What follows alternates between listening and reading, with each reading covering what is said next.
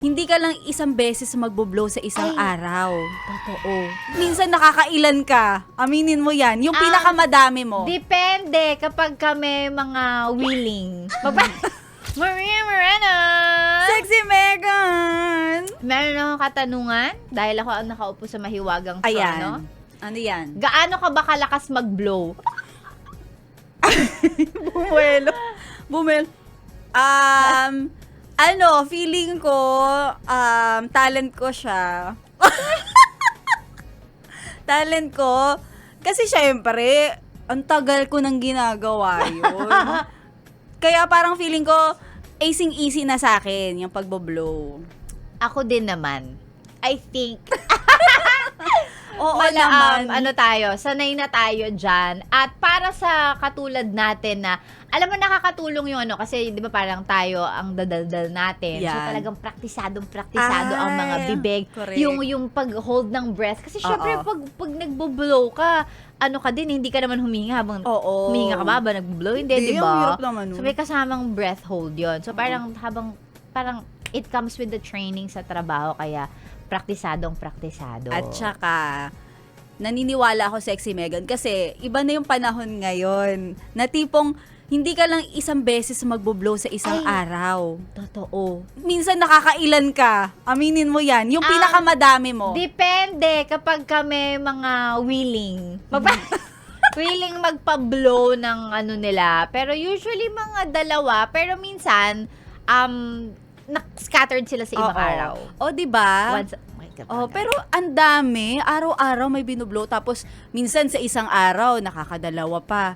Grabe. Hindi ka ba naman yan magiging expert talaga? Totoo. At ang blow po na sinasabi namin ay ang mag-blow po ng cake. Yan. Mag-blow ng cake kapag ka-birthday. Oo, pag birthday.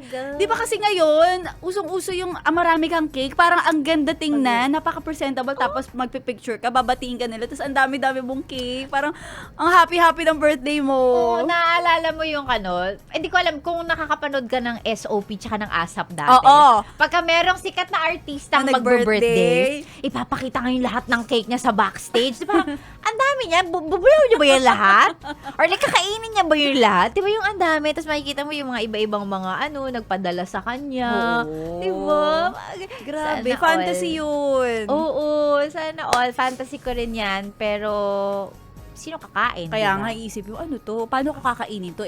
Sabay-sabay ma-expire to ng after 1 week. Oo, Hindi naman pwedeng agahan hapunan, puro cake ang kakainin. Oo, so magpapadala po kayo kasi ngayon po ay birthday ko. Ay, happy birthday, Sexy Mega! So magpapadala po kayo ng cake.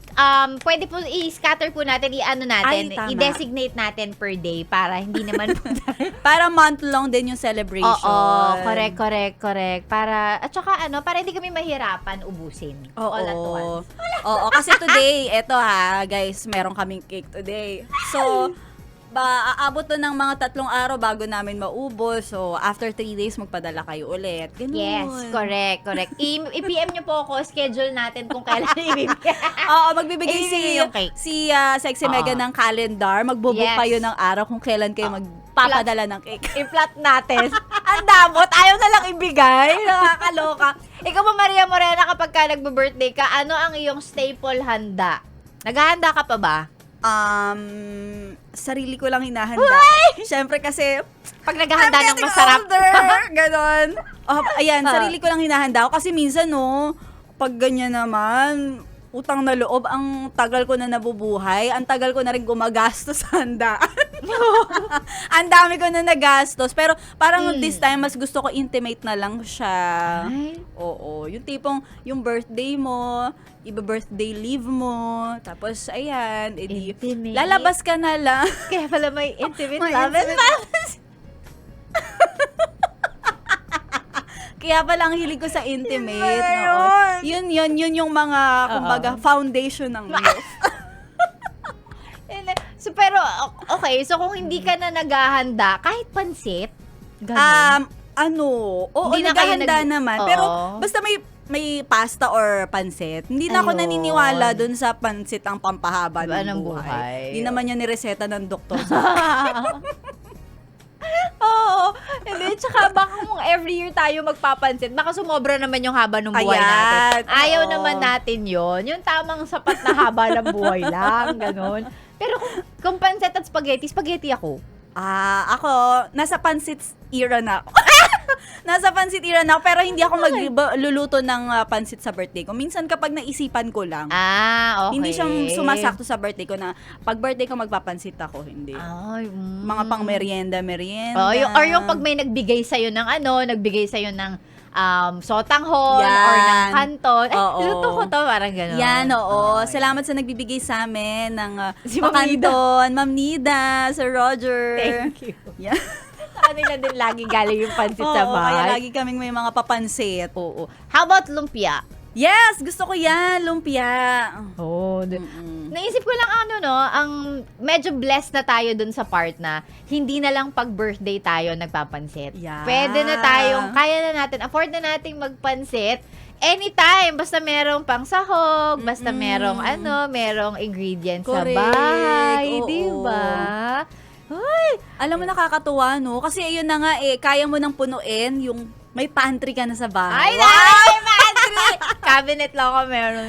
Ay, cabinet lang din yung tawag. Pantry lang din. Para social lang. Ayan, may cabinet kayo na punong-puno ng grocery. Diba? O, diba? Tapos, ayun na nga lang. Minsan, sa sobrang dami na yan, ikaw na lang din mismo ang hindi nakakapagluto kasi wala ka na ring time kasi nabibasic ka na sa trabaho. Pero, nakikita mo, eto talaga yung fruit of labor mo. Correct. Nandyan yun eh. Hindi ka magugutom. Yun yung pinangako mo sa sarili mo na tatanda ako, hindi ako magugutom kasi magtatrabaho ko para lumamon na lumamon. Ganon. Kaya, kahit hindi birthday sa bahay nila Maria, meron silang pansit at lumpia. Lumpia. Pwede kayong mag-Sharon anytime pag pumunta kayo sa bahay nila. Oh. And Ganon. speaking of Sharon, ikaw nagsha-Sharon ka ba sa mga handa? Sa mga handa, pag sinabi nung may-ari ng bahay, pag sinabi niya, syempre, kasi nakakahiya naman pagka ikaw yung nagsabi na, 'di ba? Kunwari, imbitado ka, may Oo. handaan sila. Parang nakakahiya naman na, "Be, pwede bang mag-uwi?" Ay, totoo. Nakakahiya. Pagkano? Pag sinasabi. Wait na lang, di ba? Wait ka Oo. lang. At hindi masama yun. Huwag niyo pong tinatawanan yung mga nagsasharon sa handaan. Oo. Kasi kesa mapanis yun dahil hindi maubos ng may-ari ng bahay, ibigay na lang niya. O, Totoo. di ba? Correct. At saka ito, kailangan talaga nagsasharon tayo. Alam nyo bakit? Kasi kahit bakit? gaano kadaming handaan ang pinuntahan natin, kahit gaano tayo kabusog, pagdating natin sa bahay, gutom tayo. Feel mo yun? Oo, Diba? pero Galing ako sa handaan, pero pagdating ko ng bahay, gutom ako. gutom ka, tapos kinabukasan, tatamarin ka na magluto, yung isinaron mo, yan ang iinit mong ulam. Yun. Hindi ka na mag-prepare pa ng kahit ano. Diba? Kaya napaka-essential po ng nagsasharon. Huwag nating tinatawanan yung mga, ay, hello, nagbabalot siya kung siya na meron siyang dalang microwavable. Grabe kayo, importante yan. Importante yan. Correct. Tsaka may mga nagba-birthday naman yung mga host ng mga ganyan, pakain na nagpapasobra yan kasi alam naman nila kasama na yan sa tradisyon. Correct. At saka, ako, minsan, ang na-encounter ko lang din naman, kunwari, yung mga ganyan, yung mga nagpapabaon. Usually, mga kamag-anak lang din naman. Yan, oo. Yung mga, pagka yung mga kaibigan lang, tapos pupunta sa bahay, parang wala akong rin. na-experience. Oo, correct. Usually, kamag-anak. Parang sinasabi din natin, mga kamag-anak talaga natin. Oo, yung sila yung talagang... mga pinakamakakapal at matitigas ang muka. Oo, di ba?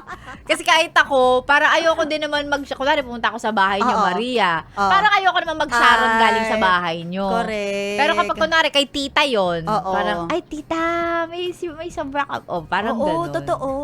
Tsaka na yan, hindi na nga yan sinasabi. Oo, yung sila, magtabi ka dyan. Oo, Kaya diba? huwag kayong magalit kapag may mga bisitang naghihintay hanggang gabi. Yung akala Kasi mo, ayan ang goal nila, makapag-sharon sila ng Oo. mga handaan. yung akala mo lang dun sila to celebrate with you. Pero ang totoo, no, nag-aabang sila na, ay baka mabigyan tayo ng sobrang lechon. Ganon. Para may totoo. pangpaksiw tayo bukas. Correct. Ayan. Sa mga nagtatanong naman po, no, kung meron pong handa si Sexy Megan, wala Oo. po. Ang tanging handa na meron ako ay handang harapin ang buhay ng masaya. yun lang po, kung handa-handa, wala. Okay, wala.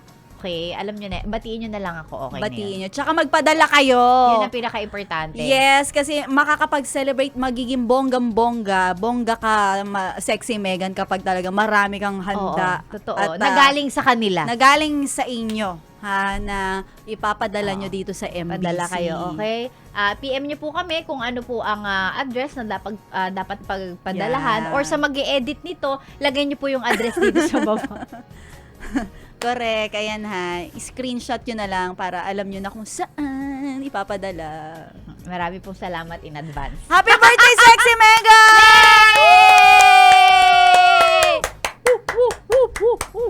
Ano pang ginagawa mo dito, ha? Sinasabi ko na nga ba eh. Solid yes friend ka talaga. Dahil nandito ka na rin lang, sige na, Mag-like at mag-comment ka na. mag-subscribe ka na rin at i-click ang notification bell. Para mapasali ka sa mga kalokohan namin. Bawal na bawal mag-no dito, ha? Kasi yes to yes!